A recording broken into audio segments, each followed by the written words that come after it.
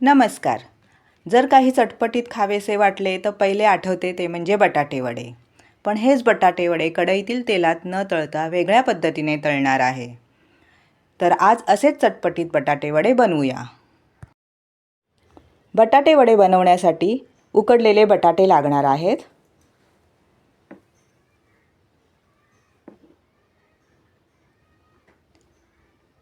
सहा सात हिरव्या मिरच्या, 9-10 लसणाच्या पाकळ्या, आलं, कढीपत्ता व कोथिंबीर लागणार आहे. बटाटे कुकरमध्ये उकडून घ्यावेत व थंड झाल्यावर त्याची साले काढावीत.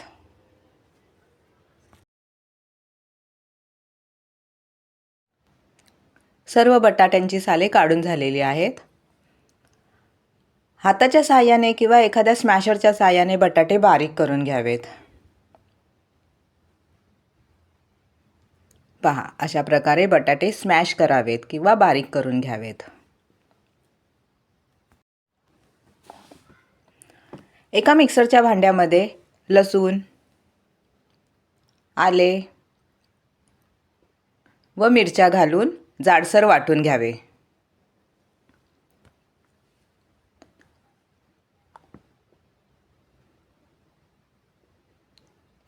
अशा प्रकारे दरदरीत किंवा जाडसर वाटून घ्यावे.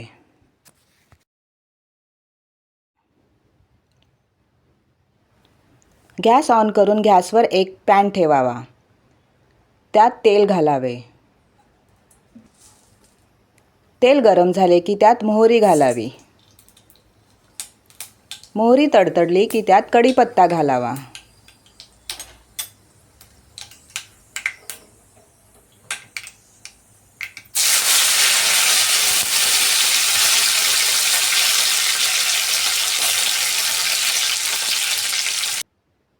कढीपत्ता घातल्यानंतर त्यात ओवा घालावा.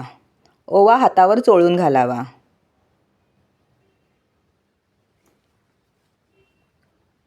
त्यानंतर त्यात आलं, लसूण व मिरचीचा ठेचा घालावा.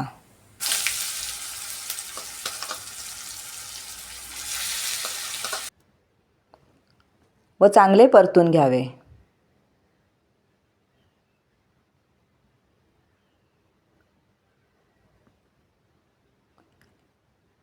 चांगले परतून झाल्यानंतर त्यात 1 चमचा हळद घालावी व पुन्हा एकदा चांगले परतून घ्यावे.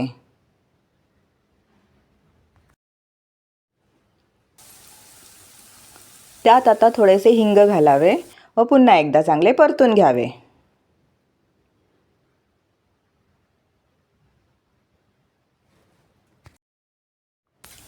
त्यामध्ये आता बारीक केलेला बटाटा घालावा व सर्व एकजीव करून घ्यावे.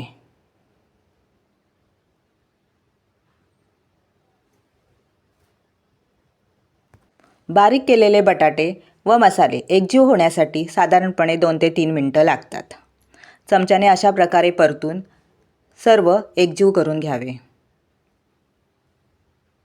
पहा, रंग देखील बदलत आला आहे. आता त्यामध्ये भरपूर अशी कोथिंबीर घालावी.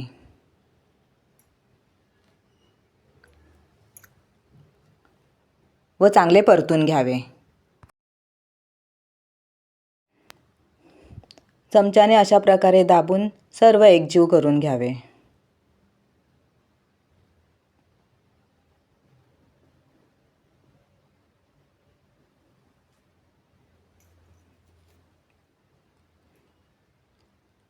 त्यात चवीनुसार मीठ घालावे व पुन्हा एकदा चांगले मिक्स करून घ्यावे.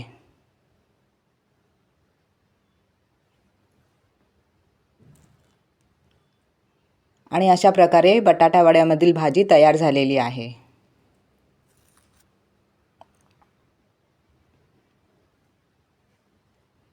ही भाजी आता थंड होऊ द्यावी. भाजीचे मिश्रण थंड झाले आहे. आता त्या मिश्रणाचे छोटे छोटे गोळे तयार करावेत. मिश्रणाचा एक छोटा गोळा हातावर घ्यावा व हाताने गोल गोल करावा. अशा प्रकारे छोटे छोटे गोळे तयार करून ठेवावेत.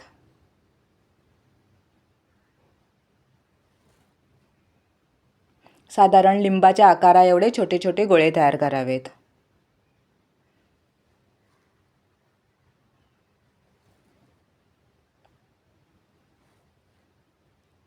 आणि अशा प्रकारे सर्व गोळे तयार करून ठेवले आहेत. वड्याचं पीठ तयार करण्यासाठी एका बाउलमध्ये 1 वाटी चण्याचं पीठ घालूया.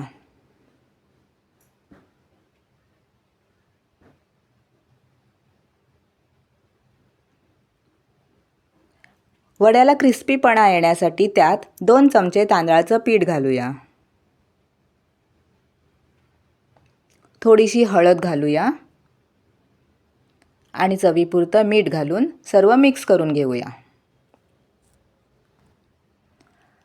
अशा प्रकारे सर्व मिक्स करून झाल्यानंतर थोडे थोडे पाणी घालून पीठ तयार करूया.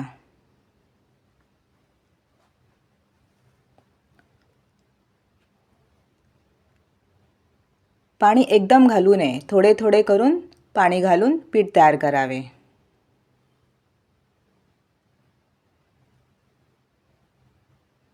थोडं पाणी घालावं, मग फेटून घ्यावं. पीठ जास्त पातळही असू नये व जास्त जाडसरही असू नये. पहा, अशा प्रकारे पिठाची कन्सिस्टन्सी हवी.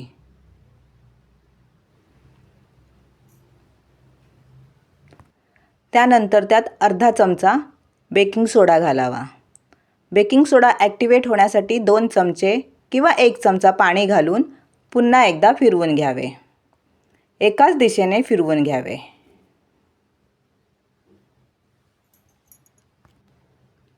त्यानंतर त्यात तयार केलेले गोळे घालावेत. गोळे त्या पिठामध्ये बुडवून घ्यावेत.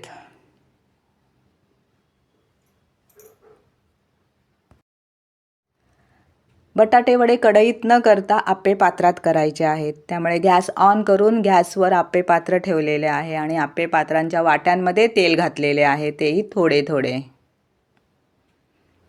बेसन पिठात घोळवून ठेवलेले वडे एक एक करून आप्पे पात्रात सोडायचे आहेत.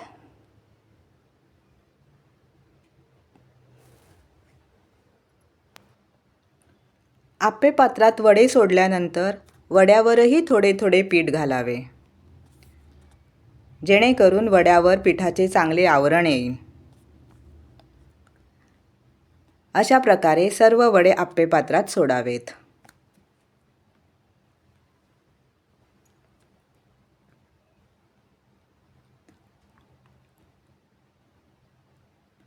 व 1-2 मिनिटांनी वडे उलट करावेत.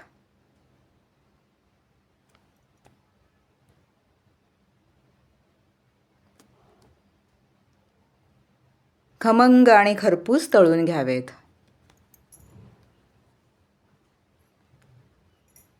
पाहिले ना, किती कमी तेलामध्ये वडे तळून झाले ते.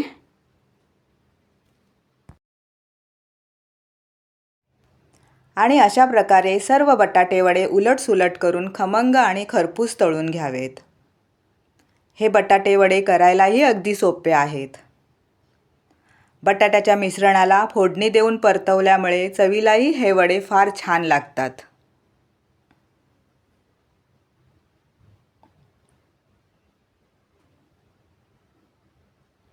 पहा, वडे दिसायलाही फार सुंदर दिसत आहेत. आणि अशा प्रकारे एक एक करून सर्व वडे काढून घ्यावेत.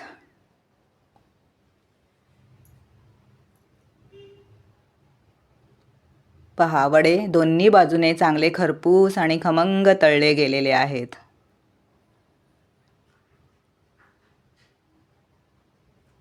या बटाटा वड्यांसाठी फारच कमी तेलाचा वापर केला आहे. कमी तेलाचा वापर करूनही हे बटाटे वडे फारच खमंग आणि खरपूस तळले गेले आहेत. डीप फ्राय केल्याप्रमाणेच हे बटाटे वडे दिसत आहेत आणि चवीलाही अगदी तसेच लागतात. पहा, सर्व वडे तयार झालेले आहेत. बटाटे वडे म्हटले की सर्वांनाच आवडणारा पदार्थ. बटाटा वड्यांना कोणीही नकार देत नाही. लहानांपासून मोठ्यांपर्यंत सर्वांनाच हा बटाटा वडा आवडेल. आप्पे पात्रात कमी तेलात बनवलेला हा बटाटा वडा बघा. आतले बटाट्याचे मिश्रण फारच सॉफ्ट झालेले आहे व वरील आवरणही फार क्रिस्पी झालेले आहे. तर अशा प्रकारे बटाटा वडा एकदा नक्की घरी ट्राय करून बघा व एन्जॉय करा.